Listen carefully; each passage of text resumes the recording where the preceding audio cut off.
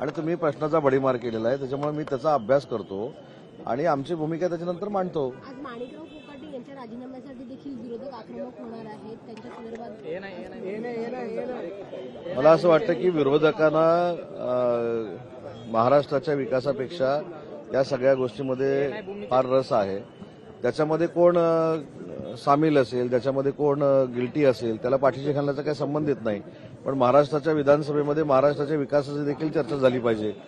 छत्रपती शिवाजी महाराजांबद्दलचा आदर, छत्रपती संभाजी महाराजांबद्दलचा आदर, अबू आझमींनी काल केलेलं स्टेटमेंट आणि त्याच्यानंतर त्यांनी परत विविध गोष्टी त्याच्यासमोर ज्या आणलेल्या आहेत. असं वाटतं की अबू आझमीला वाचवण्याचं षडयंत्र हे महाविकास आघाडीचेच लोक करतायत असं एकंदरीत चित्र निर्माण झालं आहे. आंदोलन केलं पायऱ्यांवर, त्याच्यावर अबू आझमींच्या वक्तव्याचा सुद्धा त्यांनी धिक्कार केला. कोश्यारी ते कोरटकर अशा पद्धतीच्या घोषणा सुद्धा मी तेच तुम्हाला सांगितलं. मी तेच तसं आवर्जून कालपासून मी हेच सांगतोय की अबू आझमींनी जे वक्तव्य केलं होतं ते विधानसभेचे सदस्य म्हणून, कायदा बनवणारा एक सदस्य म्हणून केलेलं वक्तव्य होतं.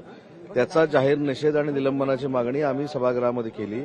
परंतु त्याला त्यांचा ट्रॅक बदलण्यासाठी किंवा त्यांना वेगळ्या मार्गावर नेऊन संरक्षण देण्यासाठी महाविकास आघाडी वेगवेगळे कंगोरे समोर आणते. मी मगाशी पण हे सांगितलं की आत्ताच आम्ही सभागृहामध्ये आलेलो आहे.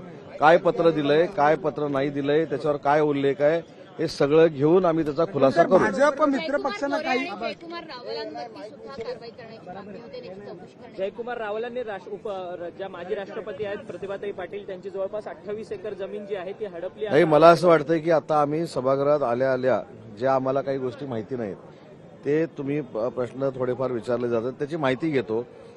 एक यादी जर मला दिली तर त्या सगळ्याचं मी जशी प्रश्नपत्रिका सोडवतात तशी प्रश्नपत्रिका सोडवतो आणि नंतर पोडियमवर येतो. महायुतीमध्ये कुरघोडी सुरू आहे का? कारण की अजिबात कुरघोडी कोणी कोणावर केलेली नाही. म्हणून म्हटलं सभागृहात जरा जाऊ दे.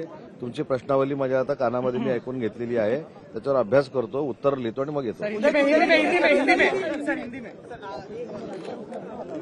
आरोप लगाया जा रहा है कि अमृत योजना घोटाले में सीएम साहब का नाम। मैंने यही बोला कि इसका इन्फॉर्मेशन जो मुख्य सचिव ने क्या लेटर दिया है, क्या उधर एफिडेविट किया है, उसका इन्फॉर्मेशन लेके उसके ऊपर बात करना उचित रहेगा.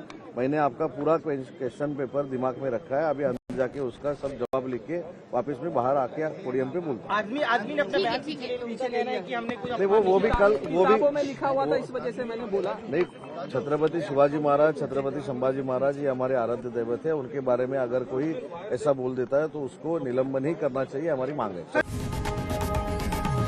लोकशाही मराठी ऐका, पहा, जागरूक रहा.